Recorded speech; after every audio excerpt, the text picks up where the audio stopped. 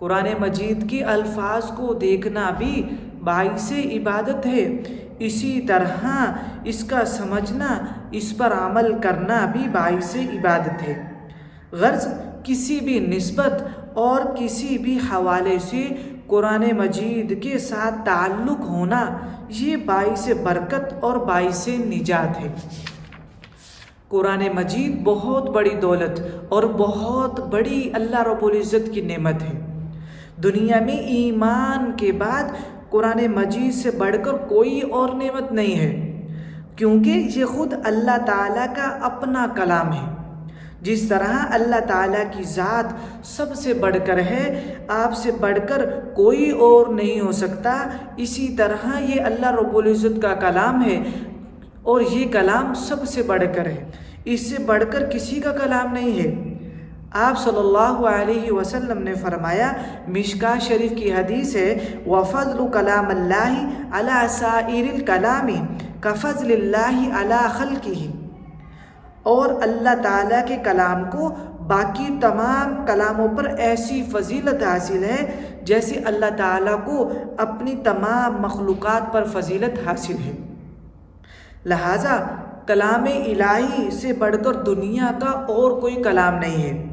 جس طرح اللہ تعالیٰ کی ذات لازوال ہے، کوئی اللہ تعالیٰ کی ذات کو مٹا نہیں سکتا، ایسے ہی اللہ تعالیٰ کا کلام بھی لازوال ہے، کوئی اسے مٹا نہیں سکتا، کیونکہ اللہ تعالیٰ نے قرآن مجید کی حفاظت اپنے ذمے لی ہے، کسی کے ذمے نہیں دی۔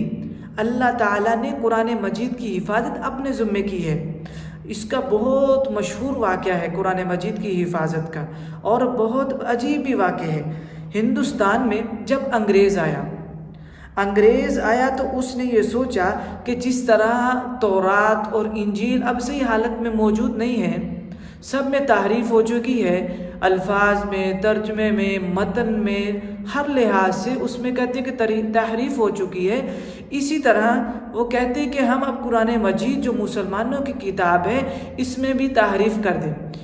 جب کہتے ہیں کہ دوسری کتابیں اپنی صحیح حالت میں موجود نہیں ہیں، اسی طرح ہم قرآن مجید کو بھی صحیح حالت پر محفوظ نہیں رہنے دیں گے۔ تو انہوں نے ایک پروگرام شروع کیا۔ انہوں نے کیا شروع کیا کہ ایک منصوبہ بندی شروع کی کہ بڑی بڑی جماعتیں تیار کی اور ہر جماعت کا ایک افسر مقرر کیا۔ ہندوستان میں شہر شہر، گاؤں گاؤں، ہر بستی، ہر مسجد، ہر مدرسے سے، ہر گھر سے قرآن مجید کے نسخے اکٹھے کرنے لگے، تاکہ ایک جگہ اکٹھا کر کے ان کو ختم کر دیا جائے اور پوری دنیا سے قرآن مجید ختم ہو جائے گا اور کچھ دیر تک لوگوں کو یاد رہے گا، اور جب کچھ دیر کے بعد لوگ بھول جائیں گے اور خود اپنے تحریف شدہ لکھتے رہیں گے، جس کی وجہ سے قرآن مجید بھی اپنی صحیح حالت میں محفوظ نہیں رہے گا۔ تو انگریز نے یہ کام شروع کرنے لگے، تو انہوں نے ہر بستی سے آہستہ آہستہ قرآن مجید کو اکٹھا کرنا شروع کر دیا ہر طرح سے۔ اسی سلسلے میں ان کا ایک افسر اپنی ایک جماعت کو لے کر ایک گاؤں میں چلا گیا، جہاں مدرسے کے اندر ایک قاری صاحب بیٹھے ہوئے تھے اور 30-40 بچے ان کے آگے بیٹھے قرآن مجید پڑھ رہے تھے۔ وہ افسر قاری صاحب سے کہنے لگا اور ان سے کہا کہ جناب، آپ کے پاس جتنے قرآن مجید ہیں آپ ہمارے حوالے کر دیں۔ وہ ہمارے حوالے کر دیں۔ اس استاد نے کہا کہ مجھے کوئی اعتراض نہیں ہے، میں ابھی آپ کو سارے قرآن مجید دے دیتا ہوں، لیکن مجھے ایک بات بتا دیں، یہ کس کی منصوبہ بندی اور کس وجہ سے ہے؟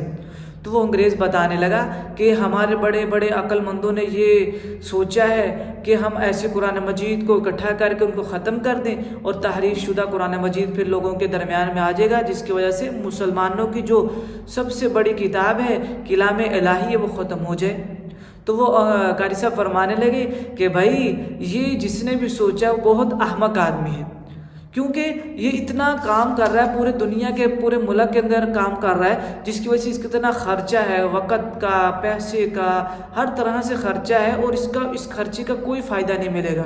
تو وہ انگریز بڑا حیران ہوا، وہ کہنے لگا کہ ہمارے اتنے بڑے بڑے عقل مندوں نے یہ سوچی بات ہے، تو یہ کہہ رہے ہیں کہ یہ بہت احمق آدمی جس نے سوچا ہے۔ تو پھر قاری صاحب فرمانے لگے کہ بھائی میں تمہیں بتاتا ہوں میں کیوں کہہ رہا ہوں یہ غلط کام ہے، یہ احمق آدمی جس نے سوچا، کیونکہ اس میں آپ لوگوں کا نقصان ہے، وقت کا بھی، خرچ کا بھی، پیسے کا، ہر لحاظ سے۔ تو یہ سن کر انگریز ہکا بکا رہ گیا۔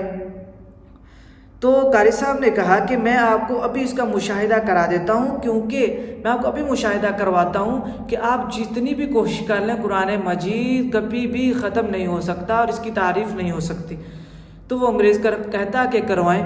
تو قاری صاحب نے فرمانے لگے کہ یہ آپ کے سامنے قرآن مجید ہے، آپ ان 30-40 جو بچے بیٹھے ان میں جس مرضی بچے سے کچھ نہ کچھ قرآن مجید کی آیت مبارکہ پڑھیں اور یہ آگے شروع کر دے گا شروع کرنا۔ تو انگریز جیسے تیسے کر کے ایک آیت بولتا، ایک بچے کو بلایا۔ تو جب ایک بچہ آیا، پہلا بچہ، اس نے کسی بچے سے درمیان سے سنا، اس نے آدھا سپارہ سنا دیا۔ اسی طرح اس نے دوسرے بچے کو بلایا، اس نے وایا سپارہ سنا دیا۔ اسی طرح اس نے ایک اور بچے کو بلایا جس نے پورا سپارہ سنا دیا۔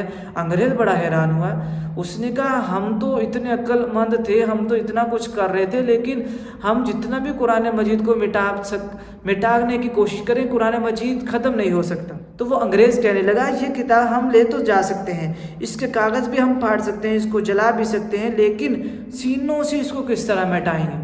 وہ بڑا حیران ہوا، جب اتنے چھوٹے چھوٹے بچے جو ہیں 30-40 بچے، ان کے سینوں کے اندر اتنے محفوظ کتاب ہے، تو ہم کیسے لوگوں سے اتنے قرآن مجید کی تعریف کرنے کی کوشش میں کریں گے؟ تو نہیں ہو سکتی۔